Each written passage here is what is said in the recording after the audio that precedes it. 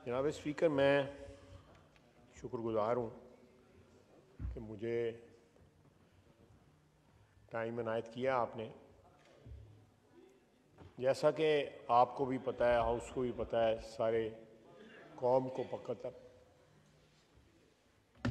मौलाना मौलाना मेहरबानी, मैं मेहरबानी।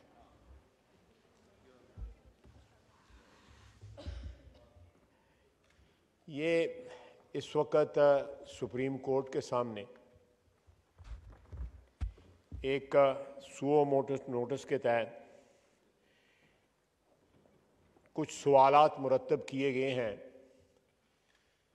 जिनके जवाबात जो हैं वो सुप्रीम कोर्ट में दिए जाएंगे, ढूंढे जाएंगे और उसमें फरीक जो है सियासी पार्टियां भी हैं, हुकूमत भी है, इलेक्शन कमीशन भी है,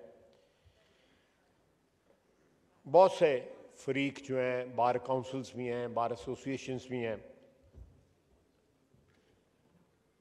एक नहायती अहमियत का हामिल ये मुकदमा जो कल शुरू हुआ है,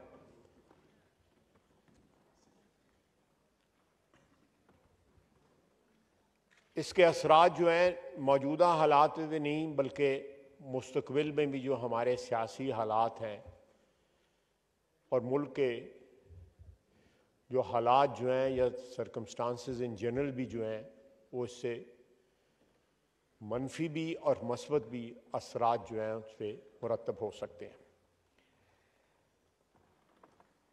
खुशाइंद बात है कि उन्होंने 9 जजेस का बेंच बनाया, लेकिन मैं समझता हूँ कि इन सवालात को मैं खुदा न खास्ता कोई ऐसी हद क्रॉस नहीं करना चाहता जिससे अदलिया, आला अदलिया को ये महसूस हो कि एक पार्लियामेंटेरियन जो है वो उनकी हदूद में या उनकी टेरिटरी में जो है वो ट्रेसपास कर रहा है। लेकिन फिर भी मैं एक पार्लियामेंटेरियन, एक पॉलिटिकल वर्कर की हैसियत से जो डायरेक्टली और इनडायरेक्टली जो है इनफरादी तौर पे भी और इज्तमाही तौर पे भी उसकी बरादरी जो है और पूरी कौम जो है उनके फैसलों से मुतासर होती भी है और होती रहे भी गई, और उसके ऊपर कोई खुदा न खास्ता एतराज़ नहीं है। इसलिए मुतासरा फरीक होने की हैसियत से या एक पॉलिटिकल वर्कर होने की हैसियत से, और मेरे पास ये अल्लाह की मेहरबानी से और आवाम के वोटों की वजह से जो मेरे पास ये प्लेटफॉर्म जो है मुयस्सर है, मुझे पार्टी मेरी ने जो ये इज़्ज़त से नवाजा हुआ है, मैं उससे ये फ़ायदा उठा के इस क्राइसिस की तरफ जो है इस हाउस के ज़रिए, इस ऐवान के ज़रिए जो है सारे मुल्क की तवज्जो उस पर फोकस और मबजूल करवाना चाहता हूँ। जनाब डिप्टी स्पीकर, एक तो मैं नहायत अदब से कहूँगा कि ये मसला जो है 9 काबिल एहतराम जज साहिबान नहीं बल्कि फुल कोर्ट की का जो है मुतकाजी है। पूरा सुप्रीम कोर्ट जो है वो बैठ के इस मसले का हल ढूंढे, हल तलाश करे, जो फरीक हैं मुख्तलिफ जो हैं उनसे पूछे और एक ऐसा हल दे जो ना सिर्फ आने वाले वक्त के लिए हमारे लिए तरियाक हो, आब हयात हो, बल्कि जो मराइज़ या जो मर्ज हमें लगे हुए हैं, लाहक हुए हैं दहाइयों से, उनका भी कोई थोड़ा सा बंदोबस्त कर दे। मैं फिर कहूँगा कि मैं अपनी कोई हदूद और क़यूद को जो है जो मेरे ऊपर आइन और कानून और रवायात ने जो पार्लियामेंट्री ने लगाई हुई है, मैं उनको क्रॉस नहीं करना चाहता।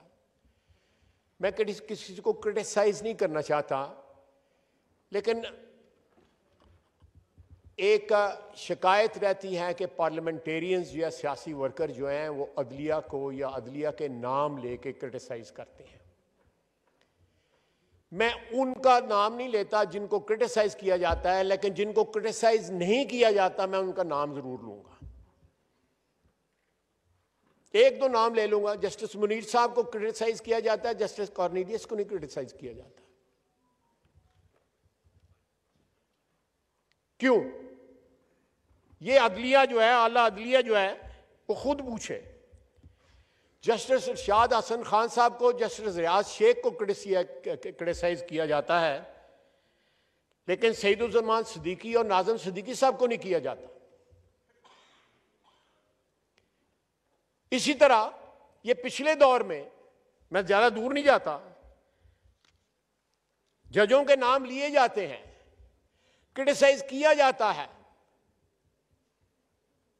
पनामा के जजेस को क्रिटिसाइज किया जाता है, जिन्होंने मेरे कायद को नवाज शरीफ के मुतल्लक जो है मुख्तलिफ रिमार्क्स पास किए, नामों से पुकारा, गलत नामों से पुकारा, बुरे नामों से पुकारा, उनका नाम लिया जाता है,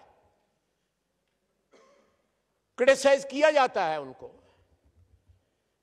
जब वो हमारी टेरिटरी को ट्रेसपास करेंगे उन कुर्सियों पे बैठे हुए, तो हमारा भी हक बनता है कि हम आवाज उठाएं कि उन्होंने अपनी कुर्सी के तकाजे पूरे नहीं किए हुए। इनमें साकिब निसार साहब का नाम है, खोसो साहब का नाम है, लेकिन उसके बाद नासरुल मुल्क और तसद्दुक जिलानी साहब का नाम नहीं आता। क्यों नहीं नाम आता? ये अदलिया जो है, आला अदलिया, अपने आप से ये सवाल करें। मेरा नहीं बनता कि मैं इस तशखीस का या इस तफरीक का जो है कॉजेज जो है इस फ्लोर के ऊपर बयान करूं। ये चीजें जो है मैं अदलिया पे, उनके अपनी सोच पे छोड़ देता हूं कि किन लोगों के नाम लिए जाते हैं और किन लोगों के नाम नहीं लिए जाते। दूसरी जनाब, मैं अर्ज करूंगा कि जिन सवालात को मुरतब किया गया है उनमें एक सवाल जो है वो कल सजेस्ट बेंच की तरफ से किया गया कि जो डिसोल्यूशन हुई है असेंबलियों की, 2 सूबाई असेंबलियों की जो डिसोल्यूशन हुई है,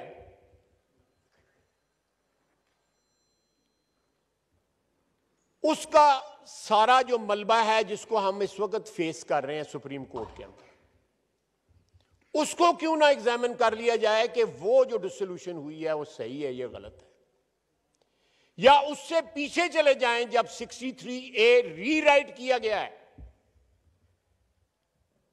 तजावज किया, आला अदलिया ने कॉन्स्टिट्यूशन को रीराइट किया, ये उनका काम नहीं है। और जिस तरह रीराइट किया गया 63A को, ये डायरेक्ट उसका रिजल्ट है जो इस वक्त कॉन्स्टिट्यूशनल क्राइसिस जो हम फेस कर रहे हैं, और सारा मुल्क जो है वो ग्राइंडिंग हॉल्ट पे आया हुआ है, इकोनॉमिकली भी, पॉलिटिकली भी और अदरवाइज भी। ये सारा सिलसिला अगर जाना है तो इस वक्त जो कल्प्रेट हैं, जो लोग इन्वॉल्व थे, जिन जिन जगहों के लोग इन्वॉल्व थे, उनकी कन्फेशंस भी ऑन रिकॉर्ड आ चुकी हैं, डायरेक्टली इनडायरेक्टली, के पनामा केस में नवाज शरीफ के साथ क्या हुआ था। जनाब डिप्टी स्पीकर, नवाज शरीफ के साथ जो ज्यादती हुई, जिस तरह 4 साल के बाद PMLN की हुकूमत जो है वो फारिग की गई नवाज शरीफ की, और उसको ताहयात जो है डिस्क्वालीफाई किया गया। आप बताएं कौन सा ऐसा कोई अदारा है जिसके अफराद को ताहयात जो है एक और अदारा जो है वो डिस्क्वालीफाई कर देता है? मुझे डिस्क्वालीफाई किया गया था ताहयात। कहां ये प्रेसिडेंस है, कहां ये कानून है? नवाज शरीफ को ताहयात, आज भी वो ताहयात जो है, और सारे जो पनामा का जो मलबा है उसको फेस कर रहा है। उस वक्त से ये स्टार्ट होना चाहिए। हमारी एस्टेब्लिशमेंट में भी अपना रोल रिकॉर्ड का हिस्सा बन चुका है पिछले 7-8 महीने में, कि उनकी कन्फेशंस मौजूद हैं कि हमने उसमें मुदाखलत की। जजों की भी, जुडिशरी भी कन्फेशन मौजूद हैं कि वहां पे तजावुज हुआ था उस केस के अंदर, इवन टू द एक्सटेंट के पीटीआई की लीडरशिप की मौजूद Shah Mahmood Qureshi is on record कि नवाज शरीफ के साथ ज्यादती हुई थी, कानून की हदूद से तजावुज किया गया था, आइन की हदूद से तजावुज किया गया था। मेरी दरखास्त है आपकी वसासत से, इस हाउस की वसासत से अदालत उज़्मा के आगे दस बदस्ता कि पूरा बेंच बना के, पूरे कोर्ट का बेंच बना के जो है पनामा से स्टार्ट करें। इस मुल्क के साथ जो आईनी और कानून के लबादे के अंदर जो इस मुल्क के साथ और खुसूसन सियासी बरादरी के साथ जो ज्यादती हुई हैं, एक ऐसे शख्स को मुसल्लत किया गया जिसने पिछले 4-5 साल के अंदर इस मुल्क को तहवाला कर दिया, जिसने अखलाकी माशी तौर पे, कानूनी और आईनी तौर के ऊपर बर्बाद कर दिया। जनाब, हमने एक कानूनी, आपने, मैंने, इस हाउस में बैठे दूसरे लोगों ने कानूनी तौर पे, आईनी तौर पे अपना हक इस्तेमाल किया। वोट ऑन नो कॉन्फिडेंस जो है वो पास किया गया, लेकिन साथ ही गवर्नमेंट जो है डिसॉल्व हो गई। किसने की? वो आज भी सदारती महल में बैठा हुआ है। वो आर्टिकल 6 का जी खिलाफ वर्जी का मुर्तकब हुआ है। किसी ने नोटिस लिया है इस बात का? किसी ने सुओ मोटो नोटिस लिया? ठीक है, हमारी जो है वो उसको, उस इकदाम को जो है अनकॉन्स्टिट्यूशनल करार देके जो है असेंबली जो है बहाल कर दी गई, बिल्कुल ठीक है। लेकिन उसके बाद बजाय इसके कि बाकी कानूनी और आईनी तमाम मराइल जो है उसी तरह तय होते, असेंबलियों के अंदर जो कुछ हो रहा था उसके मुताबिक तय होते, फिर 63A को वोट देना, काउंट होना, ना काउंट होना, उसको रीडिफाइन कर दिया गया। और उसके बाद जो है PMLN की और कोलिशन की जो गवर्नमेंट जिस तरह डिसमिस हुई पंजाब के अंदर, वो तारीख का हिस्सा है। आज ये सवाल सामने आया है सुप्रीम कोर्ट में कि ये उसको भी देखा जाए कि डिसोल्यूशन असेंबलियों की क्यों की गई, सियासी वजूहात पे की गई या पब्लिक इंटरेस्ट पे की गई या आइन और कानून की जो है बालादस्ती के लिए की गई। ये सारे सवालात जो हैं वो जवाब चाहते हैं, और उनका जवाब जो है हमारे पास तो है, लेकिन क्योंकि इंसाफ का तराजू जो है वो सुप्रीम कोर्ट में या आला अदलिया के पास है। मैं नहीं क्रिटिसाइज करना चाहता अगर कोई बेंच पे ऐसे लोग बैठे हुए हैं जिनके किरदार के ऊपर बहुत बड़ा जो है हाशिया लग गया हुआ है, सवालिया निशान लग गया हुआ है, लेकिन अगर पूरा कोर्ट जो है उसके ऊपर बैठ जाता है तो मैं समझता हूं कि ये चीजें जो हुई हैं पिछले 8 महीने में, इनकी रीड्रेसल हो सकती है। ये परपेचुअल क्राइसिस में रहने की वजह से हमारा मुल्क इस वक्त इकोनॉमिकली ब्लीड कर रहा है। जनाब डिप्टी स्पीकर, आप देखें कि पिछले 8 महीने के अंदर पाकिस्तान की तारीख में नहीं, कहीं किसी मुल्क की तारीख में ये नहीं है कि एक बंदा बाहर गाड़ी में बैठा हुआ है, उनको अदालत बुला रही है, उनको अदालत जो है वो कह रही है कि आ जाओ, वो आगे से नहीं आता, लाड प्यार से कहते हैं आ जाओ, वो नहीं आता, कानूनी और आईनी तौर पे कहते हैं वो नहीं आता। हमारे तो एक दफ़ा ना जाओ तो ज़मानतें मनसूख हो जाती हैं। जो 4 साल में यहाँ पे बैठे हुए मेंबरान के साथ, जो फ्रंट रो पे खुसूसन बैठे हुए लोगों के साथ जो कुछ हुआ वो हमारी तारीख का हिस्सा है। हमारी ज़मानतें मनसूख हुई, 6 महीने से लेकर 3-3 साल तक हमने कैदें काटी। ऐसे लोग इस हाउस के में मौजूद हैं। अब उन चीज़ों का अजाला हम नहीं मानते, हम कंपनसेशन नहीं मांगते, हम सिर्फ चाहते हैं कि ये मुल्क जो है कानून और आइन के मुताबिक जो है चलाया जाए। इस मुल्क के वसाइल जो हैं, इस मुल्क के 22 करोड़ आवाम उससे इस्तिफादा हासिल करें। चंद हज़ार जो है अशराफिया जो हुक्मरान का हिस्सा है, हुक्मरानी का हिस्सा जो है, वही ना सिर्फ जो है उससे इस्तिफादा हासिल करें। हमारी किरदार कुशी होती है। आवाम समझती है कि पता नहीं ये MNA कितने करोड़ों रुपया जो है लेते हैं, कितनी गाड़ियां इस्तेमाल करते हैं। हम बाहर निकले, हमारे लिए तो टांगा नहीं खड़ा होता सड़क के ऊपर। यहाँ पे शराफिया में ऐसे ऐसे तबकात हैं जिनके लिए 15 मिनट जो है वो जो है ट्रैफिक खड़ी हो जाती है। आप बताएं, ये जितने MNA बैठे हुए हैं इस वक्त, इनके लिए कोई पैदल बंदा नहीं खड़ा होता, वजीरों के लिए नहीं खड़ा होता। 1,68,000 रुपया तनख्वाह है जनाब डेप्टी स्पीकर हमारी, 1,68,000 रुपया। पूरा पाकिस्तान सुन ले, हम कोई करोड़ों अरबों रुपया यहां से नहीं लेते, अपने खर्चे से आते हैं। यहां MNA हैं जो पैदल आते हैं पार्लियामेंट लॉजेस से इस हाउस के अंदर, पैदल आते हैं, जो नहीं अफोर्ड कर सकते लाइफस्टाइल। लेकिन यहां पे ऐसे तबकात हैं इस मुल्क के अंदर जिनका लाइफस्टाइल जो है बादशाहों वाला है और उनको पूछने वाला कोई नहीं है। सड़कें बंद हो जाती हैं, कर्फ्यू लग जाते हैं जब वो सड़कों पे ऊपर आते हैं। हमें टारगेट क्यों? हम अपने हलकों में जाते हैं, इबादत की तरह अपने वोटरों की खिदमत करते हैं, इबादत की तरह। इसलिए वापस आते हैं, हमारे सर के ऊपर किसी ने हाथ नहीं रखा होता, या हमने किसी के लिए फैसले नहीं लिखे होते, किसी की डिक्टेटरशिप को दबाव नहीं बख्शा होता। इस मुल्क के अंदर सबसे पहला आईनी हादसा जो है वो एक जज ने किया था, जिसने नजरिया जरूरत जो है वो जो वैलिड करार दिया था। वो वारदात जो थी वो एक जज ने की थी। सबसे पहली सियासी शहादत जो है इस मुल्क में वो भी जुडिशरी ने की थी। जुल्फकार अली भुट्टो को फांसी लगाया था, उसके बजाय सियासी शहादत जो है, आईनी शहादत जो है नवाज शरीफ की, वो भी जुडिशरी ने की। जनाब स्पीकर, अगर हमारे जो दाग है हमारे दामन में लगे हुए, वो सारी दुनिया जानती है, हमारा वोटर भी जानता है, हमारी आवाम भी जानती है। लेकिन हमें ये ना कोई बताए कि उनके दामन पे दाग नहीं है, कोई ना बताए। सियासतदानों में आज भी जो है वो ऐसी शख्सियात मौजूद हैं, माजी में भी, हाल में भी, और इंशाअल्लाह ताला मुस्तकबिल में रहेंगी, जिनका नाम इज्जत और एहतराम से लिया जाएगा।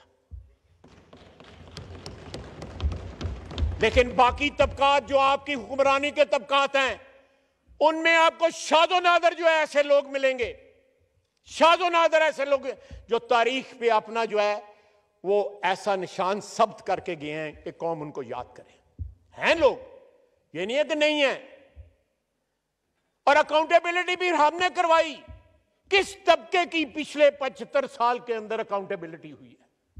किस तबके की? ये बैठा हुआ है नूर आलम, अरबों रुपए की अकाउंटेबिलिटी करता है। क्या कर लिया इसने? को बंदा अंदर हुआ है इसके कहने पे? मुझे चौधरी परवेज अलाई ने खुद बताया मैं, उन्होंने कहा कि मैं एक ब्यूरोक्रेट की बेटी की शादी पे गया हुआ था, वहां पे मेरा हल्के का बंदा सलामियां इकट्ठियां कर रहा था।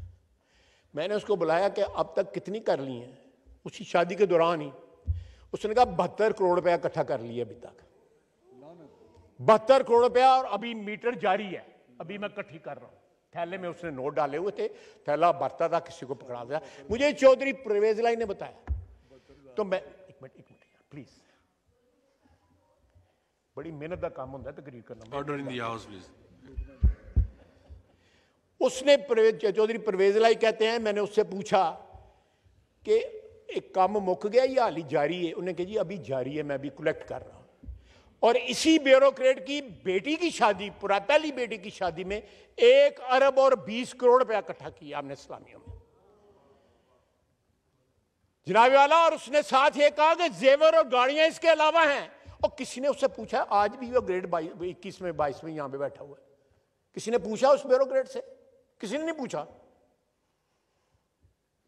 हमें तो पकड़ते जो है 2 मिनट नहीं लगते। शाह महमूद कुरैशी कल का पकड़ा हुआ, आज वो रो रहा है जमानत के लिए, उसका बेटा अदालत में आया हुआ है। साडा तो कोई नहीं सी वारस आया है अदालत दे विच। हमारा तो जो है 7-7 दिन के और 21 दिन के और 22 दिन के जो रिमांड दिए गए थे, 90 दिन के रिमांड किया शाहिद अब्बासी का, इसका ये मेरे साथ जो बैठा हुआ है, इसका 90 दिन का रिमांड, 14 महीने इसने जेल काटी। बेटी ने जेल काटी, मरियम ने। वजीर आजम जो है वो मेरा हमसाया था, वो रोटी मुझे बेचता था, रोटी नहीं दे पहुंचाते थे मुझे।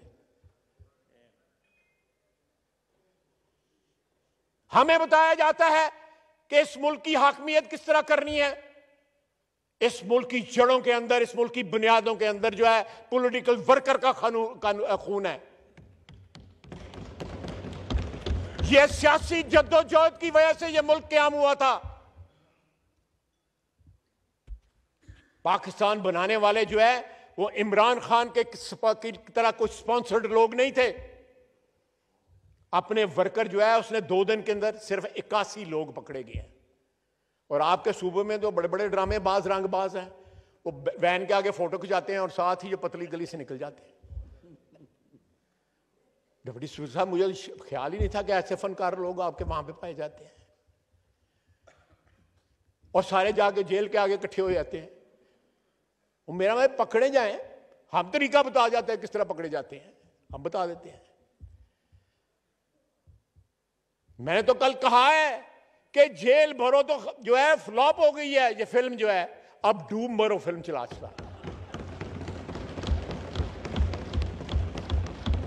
जनाब स्पीकर, मैं दोबारा जो है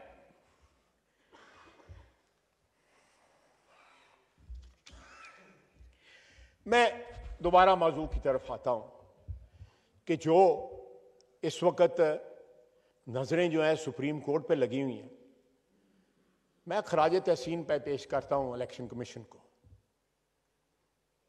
नाम जो है इलेक्शन कमिश्नर का, राजा साहब का, वो नाम जो है परवेज खटक ने दिया था। वो सारी उम्र जो है मेरा हाल पछताता रहेगा और अपनी लीडरशिप से साथ गालियां भी खाएगा। नाम उसका लीडरशिप नहीं दिया था। आप देखें कि इस शख्स ने अपने तमाम मौसनों को गालियां दी। ये पाकिस्तान के साथ गद्दारी का मूजब बना है। इसने जब अपना इख्तिदार इससे छीना है तो जनाब स्पीकर, ये साजिश से बैरूनी साजिश से स्टार्ट हुआ। इसने अमेरिका का जो है वो नाम लिया, वो डोनाल्ड ट्रंप का नाम लिया। मुझे वो मिला सितंबर में पिछले साल, तो मुझे उसने इंट्रोडक्शन कराई। तो मैंने कहा तनु इंट्रोडक्शन करा दी, कोई लोड़ नहीं, तू मशहूर आदमी सारे पाकिस्तान दे। उसके बाद अब कहता है कि नहीं अमेरिका शामिल नहीं है। अब जो है सिर्फ नवाज शरीफ और जनरल बाजवा। वो जनरल बाजवा ने तो नवाज शरीफ को अंदर किया था। जिस वक्त सारा हमारे खिलाफ जो अनफोल्ड होना शुरू हुआ है 2017 और 18 में, जनरल बाजवा 2016 नवंबर में चीफ बने हैं। उस वक्त जो प्लान था इमरान खान को लाने का, ये शख्स जो है जो हाथ इसको खिलाते रहे उनको काट रहा है। पहली दफा इसने कंट्रोवर्शियल बनाने की कोशिश की है पाकिस्तानी आर्मी चीफ की अपॉइंटमेंट को। जिस तरह तारीफें करता था और आज जिस तरह बदजुबानी करता है, ये भी हमारी तारीख के सबक हैं, हमारे लिए भी और उन लोगों के लिए भी जो इन लोगों को स्पॉन्सर करते हैं, जो समझते हैं कि निजात दहिंदा थे।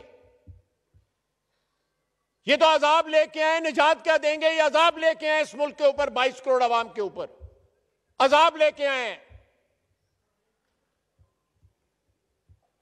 It is incumbent upon superior judiciary. वो इस तरह की मिसालें सेट ना करें। नवाज शरीफ ने 200 पेशियां भुगती। फजर के वक्त घर से चलता था यहां पे नैब की पेशी भुगतने के लिए। वो शख्स घर से नहीं निकलता। आप बताएं, यहां पे कानून के लोग बैठे हुए हैं, कायदे के जाने वाले लोग बैठे हुए हैं, कि कहां मेडिकल रिकॉर्ड पे आया है कि इसका मेडिकल हुआ है इमरान खान का कि नहीं? कोई रिकॉर्ड पे नहीं है। अपने अस्पताल में गया, मैंने अगले दिन भी असेंबली में कहा था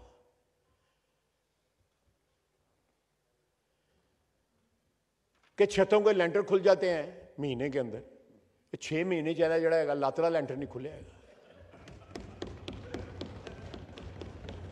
6 महीने हो गए हैं।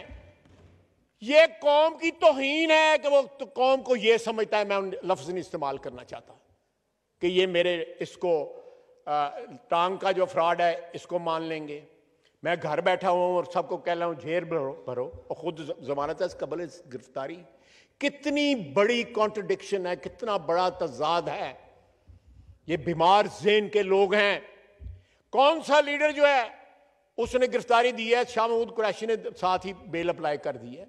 बाकी किधर हैं? लाहौर के लीडर, आपके सूबे के लीडर, कराची के लीडर, ये सारे जो है मजनून जो लैला के बने हुए थे, इसके किधर गए हैं सारे के सारे? ये दूध पीने वाले लोग जो हैं कहां गए हैं? कोई नजर आए हैं? वैन में बैठते हैं फिर उतरते हैं और गायब हो जाते हैं।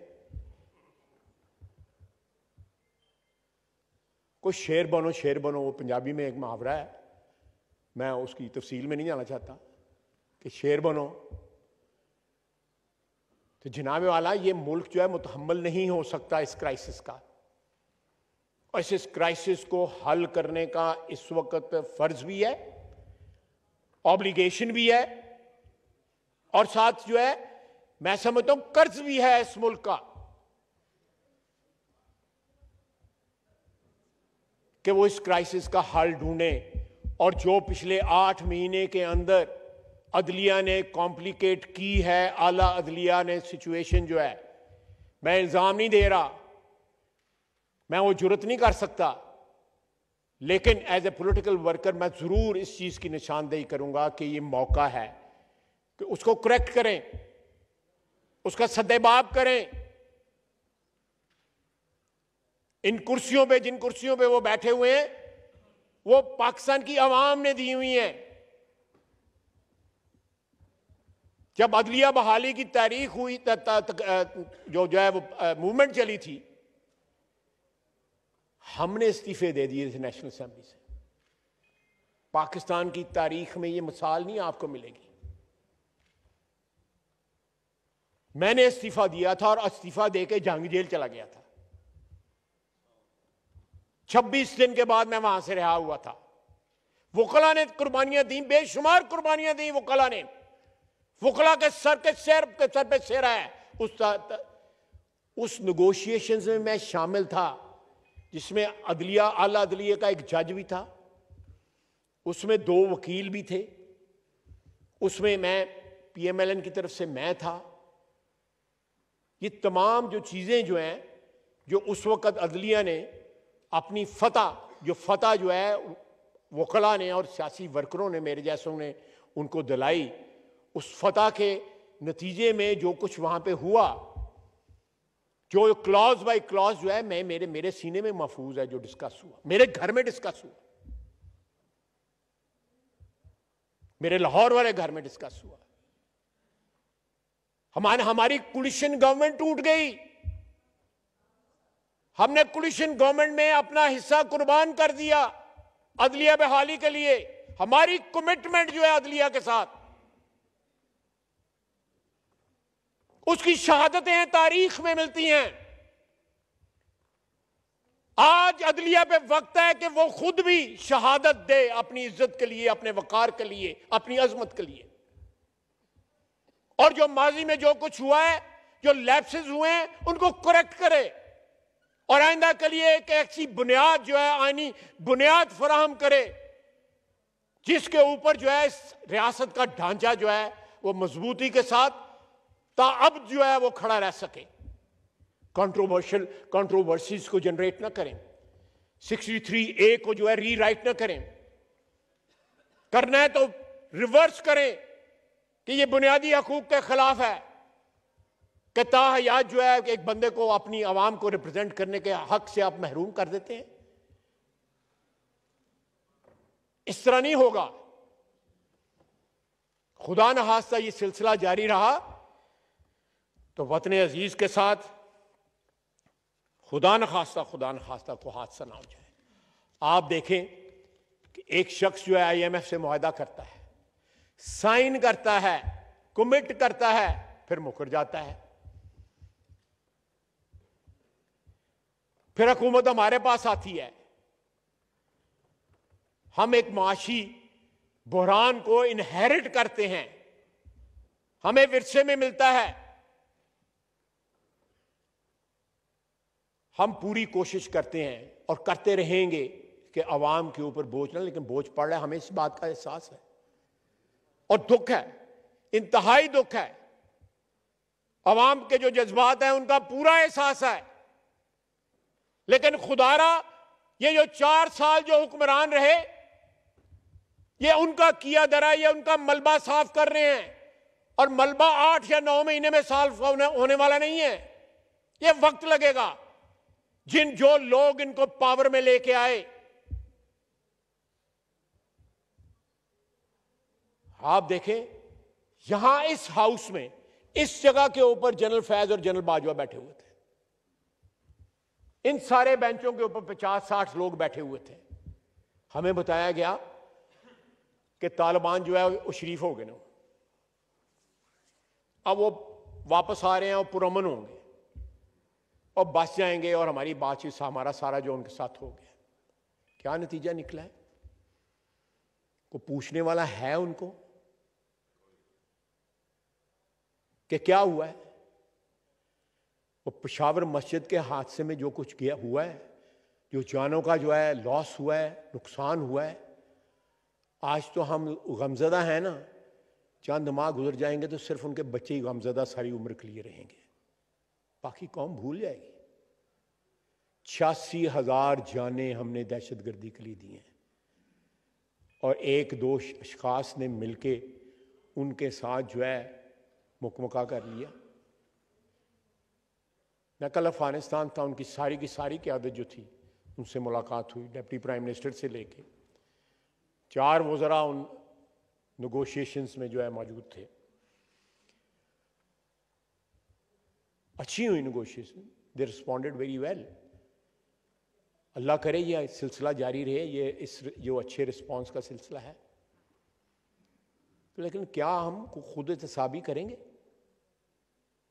कि किन लोगों ने इनको ला के बसाया, किन लोगों ने इनसे कमिटमेंट ली और किन लोगों ने चाय की प्याली पकड़ के कहा कि सब ठीक हो जाएगा। सरीना होटल में, मुझे तो ये नहीं पता, मैंने नहीं देखा, मैं तो अर्ग पैलेस में गया, वहां से वापस आ गया। जनाबे वाला, ये कौम सवाल मांगती है। वो जो खून कराची में बहा है, पेशावर में बहा है, कोयटे में बह रहा है, बाकी जगहों पे खुदा न खास्ता पाकिस्तानी अवाम की, पाकिस्तान की पुलिस की, हमारी अफवाज की जो जानें खतरे में है, किसी को एहसास है या ये सारे के सारे एक नंबर्स बन गए हैं, एक हिस्से बन गए हैं, एक गिनती बन गए हैं?